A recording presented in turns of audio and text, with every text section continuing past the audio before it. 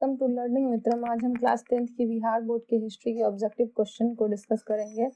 ये क्वेश्चन आप लोगों के बोर्ड के एग्जाम के लिए काफी महत्वपूर्ण है। अगर आप इसे याद रखते हैं तो आपको 100% एग्जाम में सफलता अवश्य मिलेगी। इसका पीडीएफ आपको नीचे डिस्क्रिप्शन बॉक्स में मिल जाएगा और आप इसे आई बटन पर भी देख सकते हैं। अगर आप हमारे चैनल पर नए हैं तो इसे लाइक करें, कमेंट करें और सब्सक्राइब जरूर करें। साथ ही बेल आइकन दबाकर नोटिफिकेशन ऑन कर लें ताकि नेक्स्ट वीडियो का नोटिफिकेशन आप लोगों को मिल सके। तो चलिए अब हम इसे शुरू करते हैं। जैसा कि यहाँ पे पहला क्वेश्चन कहा जा रहा है कि यंग यूरोप की स्थापना किसने की थी। तो पहला ऑप्शन है 1928, दूसरा ऑप्शन है 1929, तीसरा ऑप्शन है 1930 और चौथा ऑप्शन है 1931। तो यंग यूरोप की स्थापना कब हुई थी? आपने अगर चैप्टर पढ़ा होगा तो आपको ये चीजें आसानी से याद होंगी कि यंग यूरोप की स्थापना कब की गई थी। तो 1928 ईस्वी में की गई थी। अब दूसरा क्वेश्चन चलिए बढ़ते हैं कि यंग इटली की स्थापना किसने की थी। यंग इटली उस समय मतलब जिस समय इतिहास में इटली को स्वतंत्र कराया जा रहा था, वहां पर लोकतंत्र की स्थापना की जा रही थी। तो लोकतंत्र की स्थापना के लिए और इटली को स्वतंत्र कराने के लिए यंग इटली की स्थापना की गई थी, जिसका श्रेय किसे दिया जाता है? मेजिनी को, क बिस्मार्क को, ग काबूर को और घ गेरिबॉल्डी को। आप इसमें से ऑप्शन चूज करें कि इनमें से कौन हो जाएगा। यंग इटली की स्थापना किसने की थी? तो यंग इटली की स्थापना जो है वो मेजिनी ने की थी। अब चलिए तीसरे क्वेश्चन की ओर बढ़ते हैं कि यंग यूरोप का संस्थापक कौन था। यंग यूरोप जिसकी स्थापना 1928 में की गई थी, उसको स्थापना करने वाला व्यक्ति कौन था? मेजिनी था, गेरिबोल्डी था, विक्टर एनुमुल था या मुसोलिनी था? तो इसका आंसर हो जाएगा मेजिनी ने। यंग यूरोप की स्थापना किसने की थी? मेजिनी ने। मेजिनी एक ऐसा व्यक्ति था जो पूरी तरीके से यूरोप में चाह रहा था कि लोकतंत्र की स्थापना की जा सके, मतलब जितने भी यूरोप में देश हैं वहां पर लोकतंत्र आ जाए और राष्ट्रवाद जो है उसका अंत किया जा सके। अब चलिए चौथे क्वेश्चन की ओर बढ़ते हैं कि चौथा क्वेश्चन क्या कहा जा रहा है कि इटली में राष्ट्रवाद का जन्मदाता कौन था। मतलब राष्ट्रवाद सबसे पहले क्या होता है हम इसे जानेंगे कि राष्ट्रवाद हम उसे कहते हैं जैसे कोई भी व्यक्ति अपने देश से प्रेम करता है, अपने देश के लिए मर मिटने के लिए तैयार होता है, तो उसे हम क्या कहते हैं? राष्ट्रवाद कहते हैं। तो इटली में राष्ट्रवाद का जन्मदाता कौन था? मेटरनिक था, मेजिनी था, नेपोलियन था या गेरिबोल्डी था? तो इसका आंसर क्या हो जाएगा कि इटली में राष्ट्रवाद का जन्मदाता जो है वो नेपोलियन था। नेपोलियन चाहता था कि मतलब इटली में राष्ट्रवाद की स्थापना हो जाए। इसकी शुरुआत जो है 1789 ईस्वी की फ्रांसीसी क्रांति से हुई थी। 1789 ईस्वी की फ्रांसीसी क्रांति में लोकतंत्र की स्थापना हो चुकी थी और राजतंत्र जो है उसको समाप्त कर दिया गया था। तो नेपोलियन ने उसी दिन प्रण लिया था कि वो फ्रांस के साथ साथ पूरे यूरोप में जो है राष्ट्रवाद की स्थापना करेगा और इटली में राष्ट्रवाद का जन्मदाता जो है वो नेपोलियन को ही इसका श्रेय जाता है। नेपोलियन 1815 तक, जब 1815 में वाटरलू का युद्ध हुआ था, यहाँ तक उसने क्या किया था? संपूर्ण यूरोप में जो है स्थापना करनी चाहिए थी राष्ट्रवाद की, लेकिन वाटरलू के युद्ध में उसकी मृत्यु हो गई और तत्पश्चात उसका सपना जो है वो अधूरा रह गया। लेकिन इटली में वो राष्ट्रवाद को स्थापना कर चुका था, जिसका श्रेय किसे जाता है? नेपोलियन को जाता है। इटली के एकीकरण का मसीहा कौन था? इटली के एकीकरण मतलब इटली को एकीकृत करने के लिए मसीहा यहाँ कौन था? इटली में जब लोकतंत्र की स्थापना हो रही थी तो वहाँ के लोगों को मतलब एक साथ जुटाने में किसका समर्थन दिया गया था? मेजिनी का, नेपोलियन का, मेटरनिक का या गेरिबॉल्डी का? तो इसका आंसर आपको हो जाएगा मेजिनी। मेजिनी के द्वारा जो है इटली में एकीकरण की स्थापना की गई थी और इटली के एकीकरण का मसीहा भी किसे कहा जाता है? तो मेजिनी को कहा जाता है। अब चलिए छठे क्वेश्चन की ओर बढ़ते हैं कि इटली में एकीकरण की तलवार कौन था? यहाँ पे उपाधि दी गई है। एकीकरण की तलवार जो है एक व्यक्ति की उपाधि के लिए लगाया गया था। तो इटली की एकीकरण में तलवार कौन था? बिस्मार्क था, गेरिबोल्डी था, नेपोलियन था या कोसूद था? तो जिस समय इटली में मतलब वही लोकतंत्र की स्थापना की गई थी और राष्ट्रवाद की भी स्थापना हो रही थी, तो लोगों को एकत्रित करने में मतलब कौन एकीकरण की तलवार की भूमिका निभा रहा था? तो इसका आंसर हो जाएगा आपको गेरिबॉल्डी। गेरिबॉल्डी को जो है इटली के एकीकरण की तलवार कहा जाता है। ये क्वेश्चन एग्जाम के हिसाब से बहुत ज्यादा इंपॉर्टेंट है, आप इन्हें याद रखें। 2-3 बार आप इस वीडियो को भी सुनेंगे तो आपको आसानी से ये क्वेश्चन आंसर याद हो जाएंगे। अब चलिए आगे की ओर बढ़ते हैं। 7वां क्वेश्चन कहा जा रहा है कि इटली एवं जर्मनी वर्तमान में किस देश के अंतर्गत आते हैं। ये बहुत ही आसान क्वेश्चन है। आप क्या कर सकते हैं, जब भी ऑब्जेक्टिव क्वेश्चन बनाए तो थोड़ा धैर्य रखकर बनाए कि अगर आपको नहीं भी आ रहा है तो आप तीनों ऑप्शन को सोचे कि इटली और जर्मनी उत्तरी अमेरिका का तो नहीं होगा, दक्षिणी अमेरिका का भी भाग नहीं होगा, पश्चिमी एशिया का भी भाग नहीं होगा। तो इसका आंसर हो जाएगा यूरोप का, क्योंकि इटली और जर्मनी कहाँ है? तो इटली और जर्मनी जो है वो यूरोप में। आप बहुत आसानी से 3 ऑप्शन को छांट के आंसर जो है वो बहुत अच्छे से ढूंढ सकते हैं।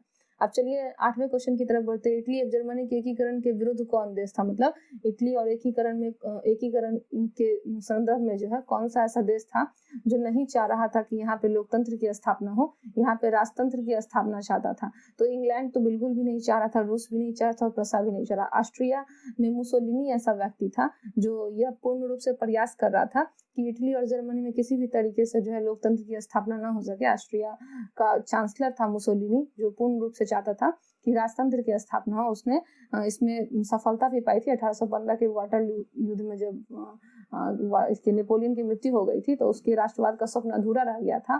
तो तब जाकर ऑस्ट्रिया का चांसलर मुसोलिनी जो है वो कुछ समय के लिए अवश्य ही सफल रहा कि इटली, जर्मनी और यूरोप के बाकी देशों में वो क्या कर सके, राजतंत्र की स्थापना कर सके। अब चलिए 9 क्वेश्चन पे चलते हैं। हमसे जितना संभव होगा हम आपको एक एक ऑब्जेक्टिव से आपके क्वेश्चन आंसर को डिस्कस करते चले जाएंगे। आप इन्हें ध्यान से सुने। बहुत सारे क्वेश्चन ऐसे होंगे जो आपको पूछे जा सकते हैं, जैसे कि 1815 के ईस्वी में वाटरलू का युद्ध हुआ था, उसमें किसकी पराजय हुई थी? नेपोलियन की। ये आपको क्वेश्चन जो है आगे भी मिलेंगे, तो आप इन चीजों को याद अच्छे से रखें। फ्रांस की क्रांति का मुख्य कारण क्या था? प्रजातंत्र शासन, निरंकुश शासन, गिरफ्तारी पत्र या तरवारी प्रथा। तो फ्रांस की क्रांति कब हुई थी ये भी आप याद रखें। फ्रांस की क्रांति जो है 1789 ईस्वी में हुई थी। उस समय यहाँ पे आपने जब पढ़ा होगा तो लुई 16 का शासन था। वो बहुत ही निरंकुश राजा था, मतलब केवल अपने अनुसार शासन करता था। उसे प्रजा के हित के बारे में वो कुछ भी नहीं सोचता था। उसके शौक और राज के शौक कैसे पूरे हो सके वो इसी बात पर निर्णय लिया करता था और अपनी प्रजा को बहुत ज्यादा कष्ट दिया करता था, जिस कारण जो है एक दिन फ्रांसीसी क्रांति के रूप में यह घटना उभरी और जो वहाँ की व्यवस्था थी उसका अंत कर दिया गया 1789 ईस्वी में। तो फ्रांस की क्रांति का मुख्य कारण क्या था? निरंकुश शासन था, राजा का निरंकुश शासन व्यवस्था। अब चलिए 10वें क्वेश्चन की ओर बढ़ते हैं। इसका आंसर ख हो जाएगा, निरंकुश शासन।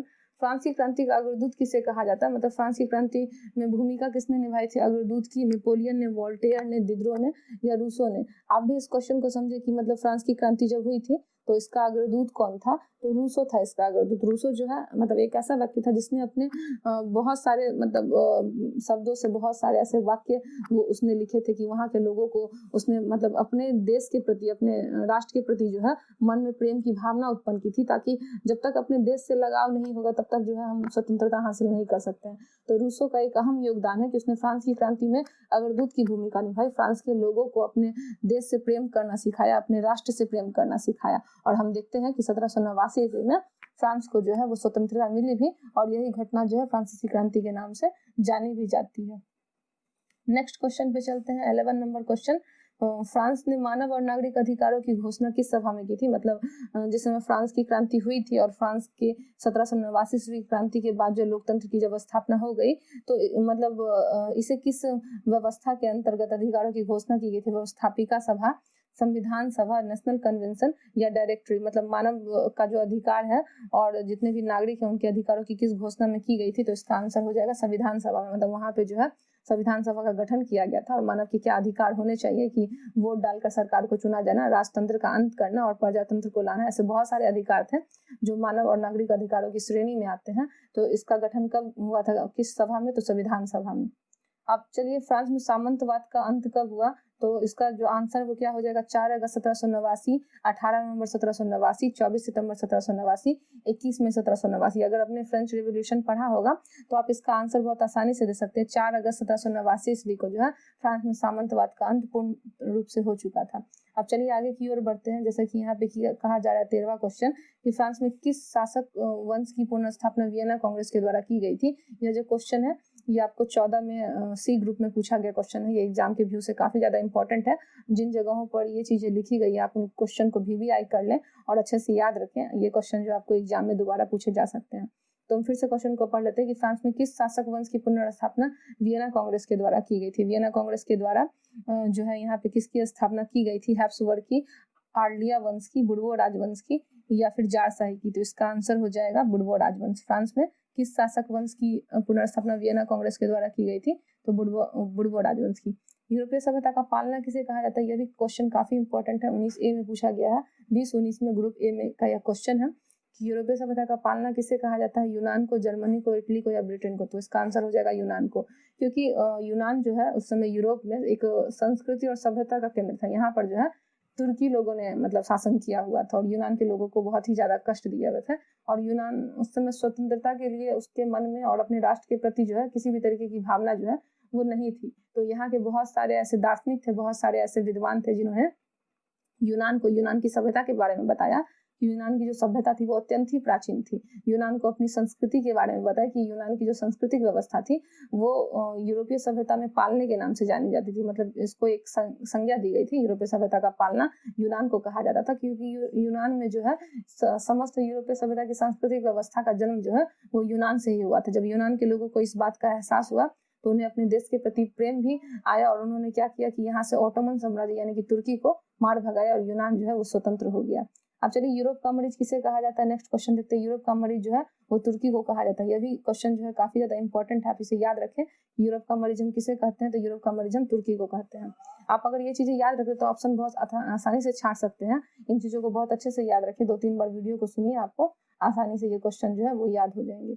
यूरोप वासियों के लिए किस देश का साहित्य एवं ज्ञान विज्ञान का प्रेरणा स्रोत था, जर्मनी का, यूनान का, तुर्की का या इंग्लैंड का? तो इसका आंसर हो जाएगा यूनान का, क्योंकि हमने अभी भी पढ़ा है कि मतलब यूनान में जो है सांस्कृतिक व्यवस्था का गठन किया गया था, इसलिए जो यूरोप वासी हैं वो साहित्य ज्ञान विज्ञान के प्रेरणा स्रोत कौन है, तो यूनान है। मतलब वहाँ जो है यूनान के द्वारा ही जो है लोगों में, यूरोप वासियों में साहित्य ज्ञान विज्ञान के प्रेरणा स्रोत वो बने थे।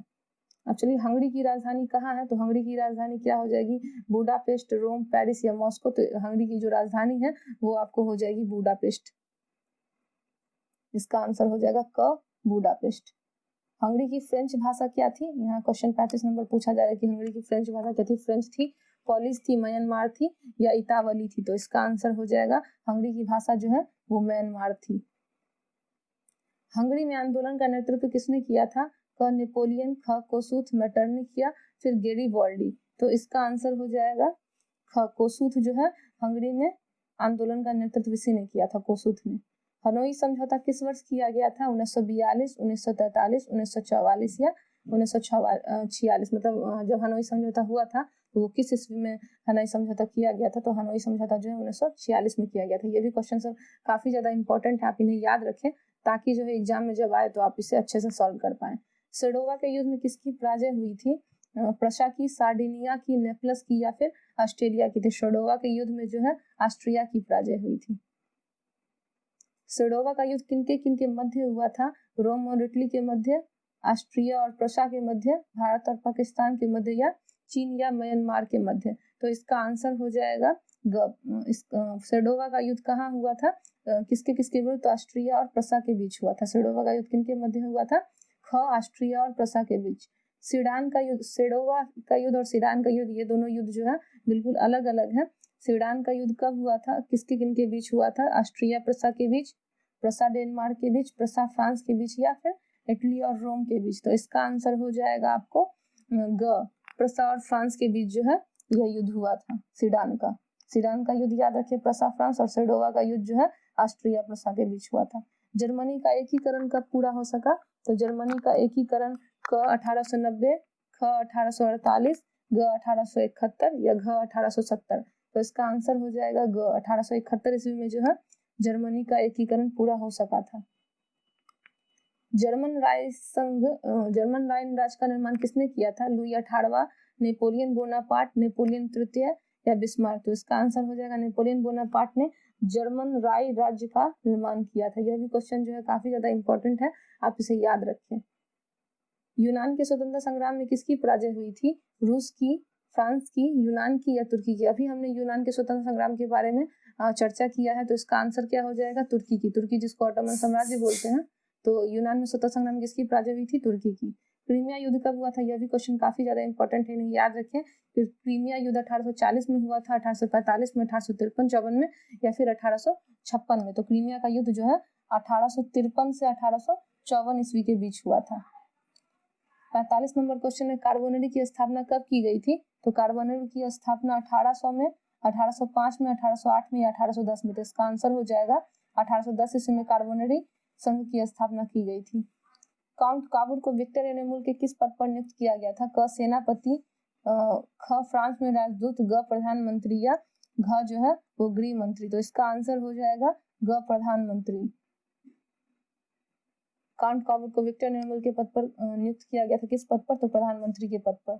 47वां क्वेश्चन है, राष्ट्रवाद की अवधारणा का जन्म किस घटना से माना जाता है? धर्म सुधार आंदोलन से, फ्रांस की क्रांति से, पुनर्जागरण या गौरवपूर्ण क्रांति? हमने अभी इसे पढ़ा है कि फ्रांस की क्रांति से ही राष्ट्रवाद की अवधारणा का जन्म जो है वो माना जाता है। तो इसका आंसर क्या हो जाएगा? इसका आंसर हो जाएगा ख, फ्रांस की क्रांति से। अब चलिए आगे की ओर बढ़ते हैं।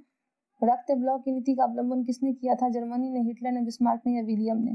तो रक्त ब्लॉक की नीति का अवलंबन जो है वो बिस्मार्क ने किया था। अब चलिए आगे की ओर बढ़ते हैं। नेक्स्ट क्वेश्चन, लाल कुर्ती का गठन किसने किया था? बिस्मार्क ने, मेजिनी ने, कावूड ने या फिर गेरिबॉल्डी ने? तो इसका आंसर हो जाएगा घ, गेरिबॉल्डी। लाल कुर्ती का गठन किसने किया था? गेरिबॉल्डी ने किया था। फ्रैंकफर्ट की संधि कब हुई थी? 1863 में, 1864 में, 1871 में या 1872 में? तो इसका आंसर हो जाएगा फ्रैंकफर्ट की संधि 1871 ईस्वी में हुई थी। अब चलिए वर्साई की संधि कब हुई थी? 1918 का, 1919, ख, ग 1920 या फिर घ 1930? तो वर्साई की संधि कब की गई थी? 1919 ईस्वी में की गई थी। ये चीजें आप याद रखिए, ये भी क्वेश्चन जो है वो बहुत इंपॉर्टेंट है। मारियान किस देश के राष्ट्रवाद का प्रतीक था? फ्रांस का, जर्मनी का, इटली का या रूस का? तो मारियान जो है वो फ्रांस का प्रतीक था। यह एक स्त्री थी जो हाथ में मसाल रखे खड़ी थी। इसका चित्र जो है आपके बुक में दिया गया होगा, देख लें। इंग्लैंड का कौन सा कवि यूनानियों के लिए, स्वतंत्रता के लिए यूनान में शहीद हो गया?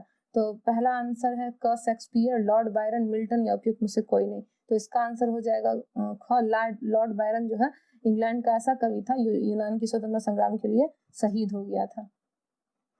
अब चलिए नेक्स्ट क्वेश्चन पर चलते हैं। यूरोपीय राष्ट्रवाद से प्रभावित होकर किस भारत शासक ने जैकोबिन क्लब की स्थापना की थी? हैदर अली, टीपू सुल्तान, सफदरजंग या फिर शिवाजी? इसका आंसर हो जाएगा ख, टीपू सुल्तान ने यूरोपीय राष्ट्रवाद से प्रभावित होकर जो है भारतीय शासक जैकोबिन क्लब की स्थापना की थी। बिस्मार्क क्या था? कवि था, नाटककार था, संगीत था या फिर कूटनीतिज्ञ था? तो इसका आंसर हो जाएगा कि बिस्मार्क क्या था? पेशे से वो कूटनीतिज्ञ था। बिस्मार्क प्रसा का चांसलर कब नियुक्त किया गया था? तो बिस्मार्क जो है प्रसा का चांसलर 1860, 1862, 1863 या 1865? तो इसका आंसर हो जाएगा कि बिस्मार्क जो है वो ऑस्ट्रिया प्रसा यानी कि चांसलर कब नियुक्त हुआ था? तो 1862 ईस्वी में उसे चांसलर यानी कि प्रधानमंत्री बनाया गया था। बिस्मार्क किस विद्वान की विचारधारा से काफी ज्यादा प्रेरित था? तो उसने हीगल की विचारधारा से बिस्मार्क जो है वो काफी ज्यादा प्रेरित था। वियना सम्मेलन कब हुआ था? 1815, 1820, 1818 या 1848 ईस्वी में हुआ था? तो वियना सम्मेलन जो है वो 1815 ईस्वी में हुआ था। इसका आंसर हो जाएगा क, 1815। वियना सम्मेलन का अध्यक्ष कौन था? मेटरनिख, नेपोलियन, लुई 18वां या चार्ल्स एडवर्ड? तो इसका आंसर हो जाएगा मेटरनिख जो है वो वियना सम्मेलन का अध्यक्ष था। उसने राष्ट्रवाद की स्थापना के लिए यह प्रयास किया था। विलियम प्रथम कहाँ का शासक था? इटली का, प्रशा का, ऑस्ट्रिया का या फिर यूनान का? तो विलियम प्रथम जो है वो शासक था प्रशा का, प्रशा जिसको जर्मनी भी कहते हैं। नेपोलियन कोड में कुल कितने कोड होते थे? 3, 5, 4 या फिर 7? तो नेपोलियन कोड में जो है वो 5 कोड हुआ करते थे। इसका आंसर हो जाएगा ख, 5। नेपोलियन ने जर्मनी में किस राज्य की स्थापना की थी? पहला ट्रांसपेरेंट संघ, दूसरा सिस्पेलाइन संघ, तीसरा राइन संघ और चौथा है इनमें से कोई नहीं? तो इसका आंसर हो जाएगा ग। नेपोलियन ने जर्मनी में राइन संघ की स्थापना की थी। हमने ये क्वेश्चन भी पीछे डिस्कस किया है। नेपोलियन संहिता किस वर्ष लागू की गई थी? 1801, 1791, 1789 या फिर 1804 ईस्वी में? तो नेपोलियन संहिता जो है वो 1804 ईस्वी में लागू की गई थी। मेटरनिख क्या था? घोर प्रतिक्रियावादी, घोर सामंतवादी, तानाशाही या प्रजातांत्रिक? तो मेटरनिख जो है वो घोर प्रतिक्रियावादी था, वो प्रजातंत्र की स्थापना नहीं करना चाहता था। मेटरनिख का पतन किस वर्ष हुआ था? मेटरनिख का पतन 1847, 1848, 1849 या घ 1850? तो इसका आंसर हो जाएगा आपको ख, 1848 ईस्वी में मेटरनिख का पतन हो चुका था। मेटरनिख कौन था? रूस का जार, ऑस्ट्रिया का चांसलर, फ्रांस का सम्राट या प्रसा का चांसलर? इसका आंसर हो जाएगा ख, ऑस्ट्रिया का चांसलर था मेटरनिख। हमने अभी कुछ देर पहले इसे डिस्कस किया है। मेजिनी ने सन 1834 ईस्वी में किस संस्था का गठन किया था? यंग यूरोप, क्रांति सेना, विक्ट्रीन या यंग इटली? अभी हमने ऊपर इस क्वेश्चन को डिस्कस किया है। इसका आंसर क्या हो जाएगा कि मेजिनी ने यंग यूरोप की स्थापना की थी। मेजिनी का संबंध किससे था? लाल सेना, कार्बोनरी, फ्लिकिंग, हेटारिया या फिर डाइट? तो मेजिनी का संबंध किससे था? कार्बोनरी संस्था से। मेजिनी का संबंध ख कार्बोनरी संस्था से था। अब चलिए आगे की ओर बढ़ते। जोल्वेराइन क्या थी? क्रांतिकारियों की एक संगठन, व्यापारियों की, विद्वानों की या फिर पादरियों की? तो जोल्वेराइन जो है वो किस तरीके का संघ था? व्यापारियों का एक संघ था। इसका आंसर हो जाएगा ख। अब चलिए आगे बढ़ते कि जोल्वेराइन की स्थापना किस राज्य ने की थी? तो जोल्वेराइन की स्थापना प्रशा ने, ऑस्ट्रिया ने, सार्डिनिया ने या फिर नेपल्स ने? तो इसका आंसर हो जाएगा प्रशा ने, यानी कि जर्मनी। जोल्वेराइन की स्थापना किसने की थी? प्रशा ने। प्रशा का ही दूसरा नाम क्या है? जर्मनी है। गैरिबाल्डी पेशे से क्या था? सिपाही, किसान या नाविक या जमींदार था? तो इसका आंसर हो जाएगा आपको घ, नाविक। गैरिबाल्डी पेशे से एक नाविक था। चार्टिस्ट आंदोलन कहाँ संपन्न हुआ था? ऑस्ट्रिया में, इंग्लैंड में, ऑस्ट्रिया, ख इटली, ग जर्मनी या फिर घ इंग्लैंड? तो इसका आंसर हो जाएगा घ इंग्लैंड। इंग्लैंड में जो है चार्टिस्ट आंदोलन हुआ था। वॉर एंड पीस किसकी रचना है? कार्ल मार्क्स की, लियो टॉलस्टॉय की, दोस्तोयेव्स्की की या एंजल्स की? तो वॉर एंड पीस किसकी रचना है? ख लियो टॉलस्टॉय की। यह जो है एग्जाम के व्यू से काफी ज्यादा क्वेश्चन इंपॉर्टेंट है। यह 18 में पूछा गया क्वेश्चन है, ग्रुप सी में। 57 नंबर क्वेश्चन, किस युद्ध के बाद जर्मनी का एकीकरण पूरा हुआ? क्रीमिया के युद्ध के बाद, सेडोवा के युद्ध के बाद, प्रसा डेनमार्क के युद्ध के बाद या फिर सेडान के युद्ध के बाद? तो इसका आंसर हो जाएगा घ, सेडान के युद्ध के बाद। किस युद्ध के बाद इटली का एकीकरण पूरा हो सका? सेडोवा के युद्ध के बाद, सेडान के युद्ध के बाद, क्रीमिया के युद्ध के बाद या प्रसा डेनमार्क के युद्ध के बाद? तो इसका आंसर हो जाएगा कि किस युद्ध के बाद इटली का एकीकरण पूरा हुआ? तो ख, सेडान के युद्ध के बाद जो है इटली का एकीकरण पूरा हो सका। किस संधि के द्वारा जर्मनी का एकीकरण पूरा हुआ था? फ्रैंकफर्ट की संधि, गेस्टिन की संधि, डेनमार्क की संधि या प्राग की संधि? तो इसका आंसर हो जाएगा क, फ्रैंकफर्ट की संधि। किसने कहा था कि फ्रांस जब छींकता है तो पूरे यूरोप को सर्दी जुकाम हो जाता है? नेपोलियन, हिटलर, मेटरनिक या फिर गैरिबाल्डी? तो इसका आंसर हो जाएगा आपको ग, मेटरनिक। मेटरनिक ऐसा कहा करता था कि फ्रांस जब छींकता है तो बाकी यूरोप को सर्दी जुकाम हो जाती है, क्योंकि फ्रांस का ही संबंध जो है वो पूरे यूरोप से था। अब चलिए नेक्स्ट क्वेश्चन पे आते हैं कि किसने अपनी कूटनीति के बल पर इटली की समस्या को संपूर्ण यूरोप की समस्या बना दी थी? क, काउंट काबूर, ख, गैरिबाल्डी, ग, मेजिनी या घ, विक्टर यानेमुल? तो इसका आंसर हो जाएगा क, काउंट काबूर। अब चलिए नेक्स्ट क्वेश्चन पे चलते हैं कि सन 1870 ईस्वी में फ्रांस और प्रूसा के बीच युद्ध कहाँ हुआ था? क, सीडान में, ख, सेडोवा में, ग, साइडाइन में या घ, फ्रैंकफर्ट में? तो इसका आंसर हो जाएगा क, सीडान। सीडान में जो है 1870 में फ्रांस और प्रूसा के बीच युद्ध हुआ था। नेक्स्ट 1829 ईस्वी में एडियानुपुल की संधि किस देश के साथ हुई थी?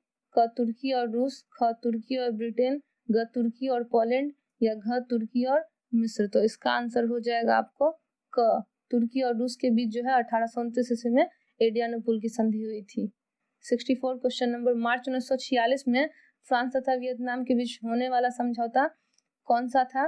तितसीन था पहला, कैटन था, होची मिन था या इनमें से कोई नहीं? इसका आंसर हो जाएगा इनमें से कोई नहीं। और मार्च 1946 में फ्रांस तथा वियतनाम के होने वाले समझौते को हम हनोई समझौता के नाम से जानते हैं। यह क्वेश्चन जो है आपको पूछ सकता है ऑब्जेक्टिव के रूप में, तो इसमें हनोई समझौता भी ऑप्शन होगा, तो हम वहाँ हनोई समझौता को ही मारेंगे। ठीक। 1830 ईस्वी में क्रांति के बाद फ्रांस में किस प्रकार का शासन स्थापित हुआ? क, संघीय शासन व्यवस्था, ख, संवैधानिक राजतंत्र, ग, निरंकुश राजतंत्र या फिर घ, गणराज्य? तो इसका आंसर हो जाएगा ख, संवैधानिक राजतंत्र की स्थापना हुई 1830 ईस्वी के बाद। 1879 के बाद जो है प्रजातंत्र की स्थापना हुई थी। 66 क्वेश्चन नंबर, आर्थिक संकट के कारण यूरोप में कौन सी नई शासन प्रणाली का उदय हुआ? क, साम्यवादी शासन प्रणाली, ख, लोकतांत्रिक शासन प्रणाली, ग, फासीवादी नाजीवादी शासन या फिर घ, पूंजीवादी शासन प्रणाली? तो इसका आंसर हो जाएगा ग, फासीवादी नाजीवादी शासन। तो चलिए अब इस वीडियो को हम यहीं समाप्त करते हैं। अगर आपको यह वीडियो अच्छा लगा हो तो इसे लाइक करें, कमेंट करें और सब्सक्राइब करें। बेल आइकन दबाकर नोटिफिकेशन ऑन कर ले। इसे अपने दोस्तों में भी अधिक से अधिक शेयर करते हैं।